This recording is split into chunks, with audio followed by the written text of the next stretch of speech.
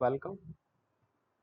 हम पढ़ रहे हैं आर्थिक भूगोल का क्या अर्थ है और किस प्रकार से इसकी उत्पत्ति हुई। तो आर्थिक भूगोल एक शाखा है मानव भूगोल की। अब मानव भूगोल तक पहुंच गए हैं तो सबसे पहले हम भूगोल की बात करते हैं कि हम आर्थिक भूगोल पर कैसे पहुंचे। तो सबसे पहले हम भूगोल की बात करते हैं। तो भूगोल क्या है? भूगोल एक ऐसा विषय है जिसमें हम पृथ्वी तल पर पाए जाने वाले विभिन्न तत्वों एवं पक्षों का विभिन्न तत्व एवं विभिन्न पक्ष यानी जितने भी भौतिक पक्ष पाए जाते हैं उन भौतिक पक्षों का यानी पर्वत, पठार, मैदान, नदियां, झरने, ग्रह, नक्षत्र, स्थल मंडल, वायुमंडल, इन सभी भौतिक तत्वों का मानव के संदर्भ में अध्ययन करते हैं। यानी भूगोल एक ऐसा विषय है जो पृथ्वी न केवल पृथ्वी तल पर बल्कि पृथ्वी के गर्भ में तथा पृथ्वी के चारों ओर पाए जाने वाले वायुमंडल और यहाँ तक कि चारों ओर ब्रह्मांड जो पाया जाता है उन सभी का जो अध्ययन है वो भूगोल के अंतर्गत किया जाता है। तो मूलतः जो विषय है वो भूगोल विषय है। अब भूगोल का द्विविभाजन हुआ। द्विविभाजन था बर्नहार्ड वॉरेनियस ने 1650 ईस्वी में इस प्रकार का वर्गीकरण किया और भूगोल को दो भागों में डिवाइड किया। एक था सामान्य भूगोल और दूसरा था विशिष्ट भूगोल। तो इस प्रकार से उन्होंने भूगोल को दो भागों में विभक्त किया। तो भूगोल को दो भागों में विभक्त करने के बाद हमारे सामने दो नए विषय आ जाते हैं। वैसे उनका जो क्लासिफिकेशन था उस क्लासिफिकेशन में उन्होंने कहा कि सामान्य भूगोल को हम प्राकृतिक भूगोल भी कह सकते हैं या हम उसे भौतिक भूगोल के नाम से भी जानते हैं। हम इसके अंतर्गत विभिन्न पृथ्वी का निर्माण, पृथ्वी की आंतरिक स्थिति, वायुमंडल, स्थलमंडल, जलमंडल, इन सभी तथ्यों का अध्ययन करते हैं। वही दूसरी जो है प्रादेशिक भूगोल में यानी किसी क्षेत्र को किसी विशेष प्रदेश में विभक्त करके अध्ययन किया जाता है, जैसे भारत का भूगोल, राजस्थान का भूगोल, विश्व का भूगोल। तो इस प्रकार से जो अध्ययन किया जाता है वो कहलाता है प्रादेशिक भूगोल या रीजनल जियोग्राफी। तो इस प्रकार से उन्होंने दो भागों में इस प्रकार से डिवाइड किया और एक नया विषय जो है हमारे सामने आता है और उसे हम कहते हैं मानव भूगोल, ह्यूमन ज्योग्राफी।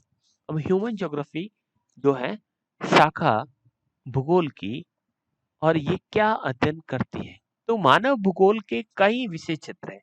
मानव भूगोल के बारे में परिभाषा दी जाती है कि मानव भूगोल अस्थिर पृथ्वी तथा चंचल मानव के बीच परिवर्तनशील संबंधों का अध्ययन है। ये एलन चर्चिल सैम्पुल का एक कथन है और उसके आधार पर हम इस प्रकार से कह सकते हैं कि पृथ्वी प्रति पल बदल रही है तथा मानव भी चंचल है। वो उसको बदलने के लिए आतारू है, वो बदलने के लिए प्रयासरत है। तो इन दोनों के बीच जो परिवर्तनशील संबंध पाए जाते हैं, परिवर्तन यानी इन संबंधों की रूपरेखा बदलती रहती है। तो उससे हमारा मानव भूगोल जन्म लेता है। अब मानव भूगोल में चूंकि हम बात करते हैं किसके अंतर्गत, हम मानव की बात करते हैं और मानव के साथ साथ हम मानव और पृथ्वी के संबंधों की बात करते हैं। तो इस आधार पर मानव इस पृथ्वी पर रहते हुए विभिन्न प्रकार की आर्थिक क्रियाएं करता है, क्योंकि बिना आर्थिक क्रियाएं किए उसका जीविकोपार्जन संभव नहीं है। तो इसी जीविकोपार्जन के लिए वो क्या करता है, तो आर्थिक क्रियाएं करता है। आर्थिक क्रियाओं को भी हमने अलग अलग भागों में प्राथमिक, द्वितीयक, तृतीयक, चतुर्थक, पंचम भागों में डिवाइड कर लिया। तो यह मानव भूगोल की वह शाखा है जिसमें मानव की आर्थिक क्रियाओं का अध्ययन किया जाता है। अब मानव की आर्थिक क्रियाएं कौन कौन सी होती है, तो मानव की आर्थिक क्रियाओं के अंतर्गत वो कृषि कार्य करता है, वो खनन कार्य करता है, वो विभिन्न प्रकार के व्यवसाय करता है, वो यातायात के साधनों का प्रयोग करता है, वो व्यापार करता है, वाणिज्य करता है, विभिन्न प्रकार के कारखानों को लगाता है, वो संसाधनों का उपयोग करता है। तो ये जो सारे विषय है वो आर्थिक भूगोल के विषय के अंतर्गत शामिल होते हैं। तो यहाँ पर हम कह सकते हैं कि इसका अध्ययन क्यों किया जाता है, तो मानव जीवन को हम उसके जीवन के स्तर को गुणात्मक रूप से उच्च बनाने के लिए हम इसका अध्ययन करते हैं कि किस प्रकार से गुणात्मक रूप से मानव का जीवन उच्च बनाया जाए, उसके जीवन स्तर को सुधारा जाए, न केवल मात्रात्मक बाकी गुणात्मक रूप से भी इसमें परिवर्तन लाया जाए। तो इस प्रकार से बातों को लेकर आर्थिक भूगोल चलता है। इसमें हम आर्थिक संसाधनों की विभिन्नताओं का पता लगाते हैं कि विश्व के अलग-अलग भागों में जो संसाधन पाए जाते हैं, वो किस प्रकार से इन क्षेत्रों में कितनी मात्रा में पाया जाता है और इनकी विषमताओं का पता लगाया जाता है, क्योंकि कई ऐसे क्षेत्रों की अगर बात करें तो वहाँ पर संसाधन बहुत अधिक मात्रा में मिल सकते हैं, तो कुछ ऐसे क्षेत्र भी मिल सकते हैं जहाँ पर संसाधनों की कमी मिलती है। तो हम इस प्रकार से पता लगाते हैं कि वे कौन-कौन से क्षेत्र हैं जहाँ पर संसाधन अधिक मात्रा में पाए जाते हैं तथा वे कौन-कौन से क्षेत्र हैं, तो हम इन विषमताओं का पता लगाकर वहाँ पर लोगों के अधिक से अधिक मानव कल्याण की भावना को लेकर साथ चलते हैं। आगे बात करते हैं कि विभिन्न जो विचारक थे उन्होंने किस प्रकार से इसको परिभाषित किया है। तो परिभाषाओं के संदर्भ में बहुत सारी परिभाषाएं हमें देखने को मिलती हैं, उसमें से केवल 3 परिभाषाओं को हम यहाँ पर लेकर चल रहे हैं और उसके आधार पर समझते हैं कि मानव भूगोल की ये जो शाखा है जिसे आर्थिक भूगोल कहा जाता है, इस आर्थिक भूगोल की इस शाखा जिसे आर्थिक भूगोल कहा जाता है को किस प्रकार से परिभाषित किया जा सकता है। तो सबसे पहले हम बात करते हैं R E Murphy. R E Murphy कहते हैं कि मनुष्य के जीविकोपार्जन की विधियों में एक स्थान जीविकोपार्जन की विधियों में एक स्थान से दूसरे स्थान पर पाई जाने वाली समानताओं एवं विषमताओं का अध्ययन, यानी आर्थिक भूगोल एक ऐसा विषय है जिसके अंतर्गत हम मनुष्य अपने जीविकोपार्जन के लिए कौन-कौन सी विधियों को अपनाता है। तो उसके लिए विभिन्न जीविकोपार्जन की विधियों को अगर बात करें तो इनकी जीविकोपार्जन की विधियाँ हैं कि वो खेती करता है, वह खनन कार्य करता है, वह आखेट कार्य करता है। क्यों करता है? क्योंकि उसकी आवश्यकता इससे जुड़ी हुई है। वो इसके माध्यम से अपना जीविकोपार्जन करता है। तो ये जीविकोपार्जन की जो विधियाँ हैं, वह एक स्थान से दूसरे स्थान पर किस प्रकार से अलग-अलग प्रकार की मिलती हैं। तो इन सभी विधियों कि एक स्थान से दूसरे स्थान पर यानी अलग-अलग क्षेत्रों में ये जो अंतर मिलता है, ये किस प्रकार से मिलता है, तो इसका जो अध्ययन किया जाता है, उसे कहा जाता है आर्थिक भूगोल। फिर दूसरी परिभाषा की हम बात करते हैं, तो वो है रडमस ब्राउन की। रडमस ब्राउन कहते हैं कि यह मानव भूगोल की वह शाखा है जिसमें आर्थिक क्रियाओं पर पर्यावरण के प्रभावों का अध्ययन किया जाता है, यानी हम जो आर्थिक क्रियाएं करते हैं, हमारी जो आर्थिक क्रियाएं हैं, उन सभी आर्थिक क्रियाओं पर प्राकृतिक वातावरण का क्या प्रभाव पड़ता है, किस प्रकार से प्राकृतिक वातावरण जो है हमें प्रभावित करता है, हमारे आर्थिक क्रियाओं को प्रभावित करता है। जैसे कि एक उदाहरण के तौर पर देख लीजिए कि हम जलवायु की बात करते हैं कि अगर जलवायु काफी आर्द्र है तो आर्द्र जलवायु होने के कारण वहां पर जो आर्थिक क्रियाएं की जाएगी वो अलग प्रकार की जाएगी। अगर जलवायु शुष्क है तो शुष्क क्षेत्रों में उस शुष्क जलवायु ने हमारी आर्थिक क्रियाओं को बदल दिया, या फिर तो हम पशुचारण का कार्य करेंगे या फिर हम केवल बारिश के दिनों में होने वाली जो कृषि है वो कृषि का कार्य करेंगे। तो इस प्रकार से आर्थिक क्रियाओं पर पर्यावरण का प्रभाव रहता है। इसी प्रकार से तीसरी जो परिभाषा है वो दी गई है सी एफ जॉन्स के द्वारा। सी एफ जॉन्स कहते हैं कि आर्थिक भूगोल मानव के उत्पादन यानी वो क्या प्रोड्यूस करता है, उपभोग वो क्या कंज्यूम करता है, वितरण यानी क्या डिस्ट्रीब्यूशन है उसका, और प्राकृतिक वातावरण के मध्य अंतर संबंधों का अध्ययन है कि मानव की जो आर्थिक क्रियाएं हैं, उन आर्थिक क्रियाओं के अंतर्गत वह उत्पादन करता है, उत्पादित वस्तुओं का उपभोग करता है और उत्पादित वस्तुओं को बांटता है, उसका वितरण करता है।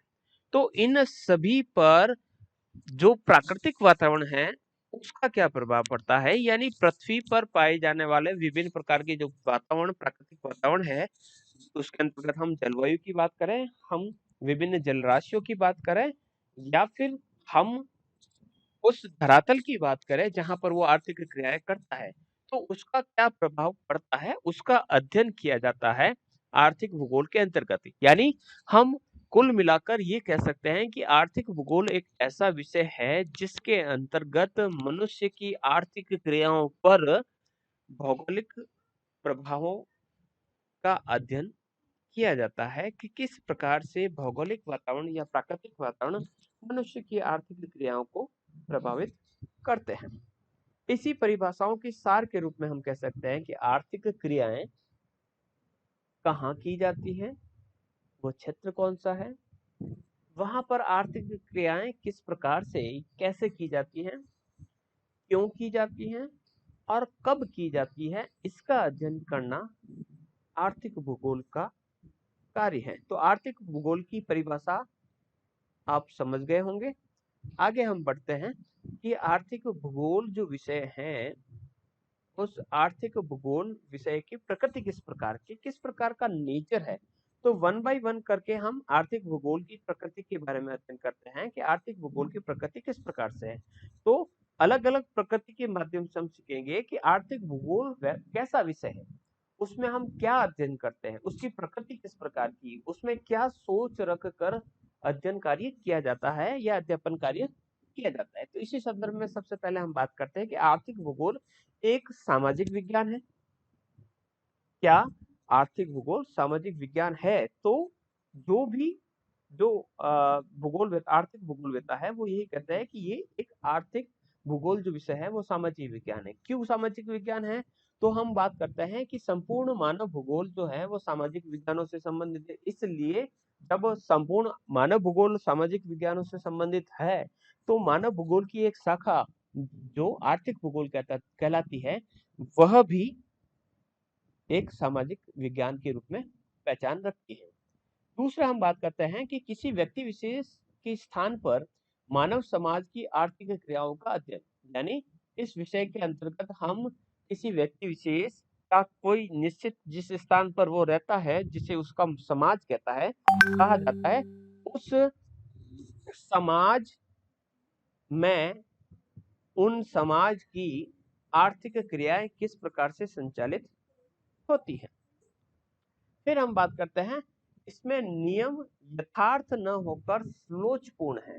ये इसकी एक प्रकृति है कि जिस प्रकार से सामाजिक विज्ञान में सामाजिक जो कार्य है वो निरंतर बदलते रहते हैं, समाज की व्यवस्थाएं बदलती रहती है, उसके रीति रिवाज बदलते रहते हैं, उसी प्रकार से हम अगर बात करें कि जो आर्थिक भूगोल है, उस आर्थिक भूगोल में भी जो तथ्य है वो निरंतर बदलते रहते हैं, उसमें फ्लेक्सिबिलिटी पाई जाती है, समय के अनुसार बदलते रहते हैं। जिस प्रकार से सब हम बल्ब का उदाहरण ले लेते हैं, सबसे पहले कांच वाले बल्ब चलते थे, उसके बाद सीएफएल आए, सीएफएल के बाद अभी हम एलईडी का प्रयोग करते हैं और आने वाले समय में हो सकता है कि हम किसी और नई चीज का प्रयोग करेंगे। तो आर्थिक क्रियाएं बढ़ी है। सबसे पहले बल्ब बनाए जाते थे, फिर सीएफएल बनाए जाने लगे और फिर एलईडी बनाए जाने लगे। तो ये जैसे जैसे व्यवस्था बदलती है, तो टेलीविजन हो चाहे किसी प्रकार का कोई दूसरा खाद्य पदार्थ हो, तो उसके उपयोग का तरीका निरंतर बदला है। तो इस प्रकार से फ्लेक्सिबिलिटी इस प्रकार के विषय में पाई जाती है और यही फ्लेक्सिबिलिटी सामाजिक विज्ञान में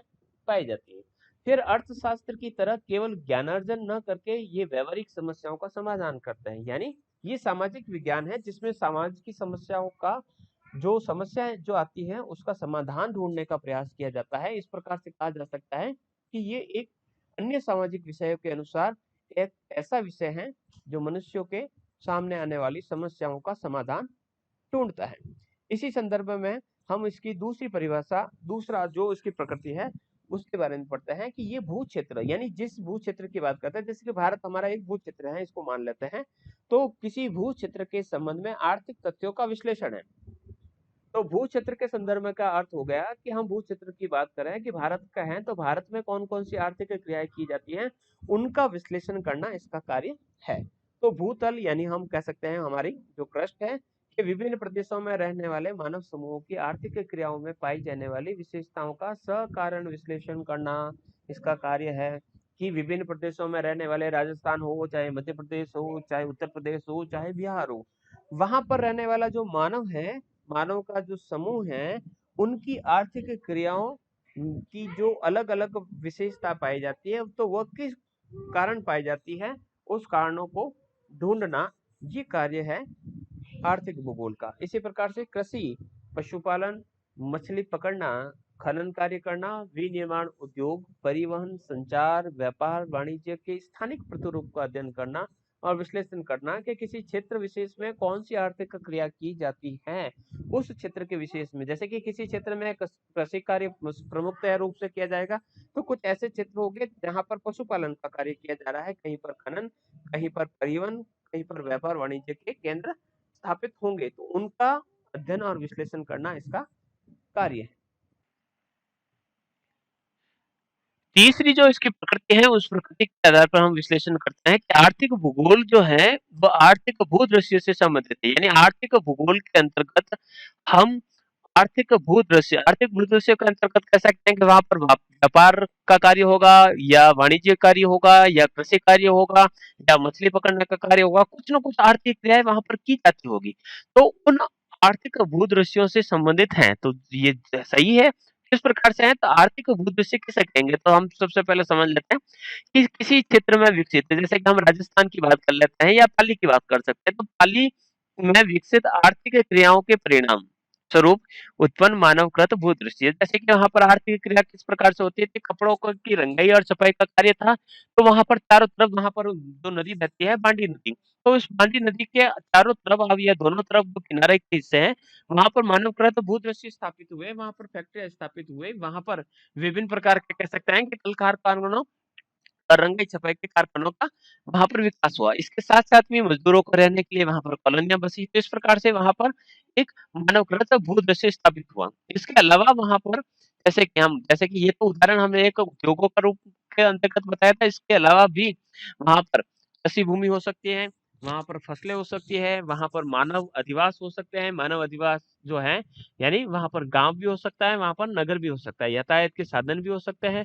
और कल कारखाने भी हो सकते हैं। तो इस प्रकार के जो भूदृश्य होते हैं वो कहलाते हैं आर्थिक भूदृश्य। तो भूदृश्य की बात करते हैं, तो भूदृश्य दो प्रकार के होते हैं, एक होता है प्राकृतिक और दूसरे होता है सांस्कृतिक।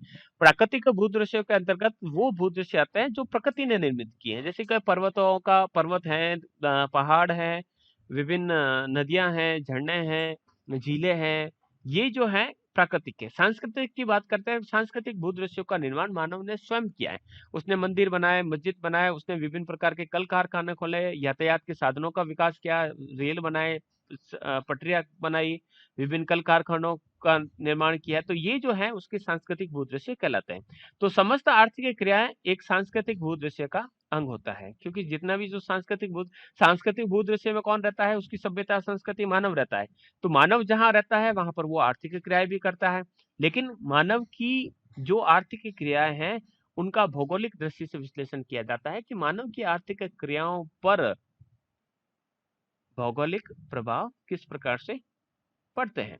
नेक्स्ट इसकी 4 नंबर जो प्रकृति है वह है सामाजिक कल्याण आर्थिक भूगोल का परम लक्ष्य है। अब सामाजिक कल्याण किस प्रकार से लेकर चलता है, तो उसका हम बात करते हैं कि केवल ज्ञानार्जन नहीं कर, केवल लोगों को बताना है कि हाँ ऐसा ऐसा होता है, नहीं।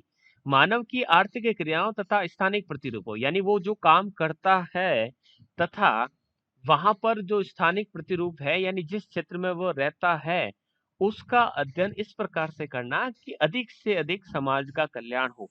वहां पर कौन कौन से रिसोर्सेज पाए जाते हैं, उन रिसोर्सेज का किस प्रकार से प्रयोग किया जा सकता है, यातायात के साधनों का वहां पर किस प्रकार से विकास किया जा सकता है। तो इस प्रकार से हम उस क्षेत्र का जो अध्ययन है वह सामाजिक कल्याण के दृष्टिकोण से करते हैं। इसी प्रकार से हम आगे बढ़ते हैं कि मानव एवं पर्यावरण के मध्य ऐसे संबंधों पर बल देना जिससे मानव कल्याण में वृद्धि हो।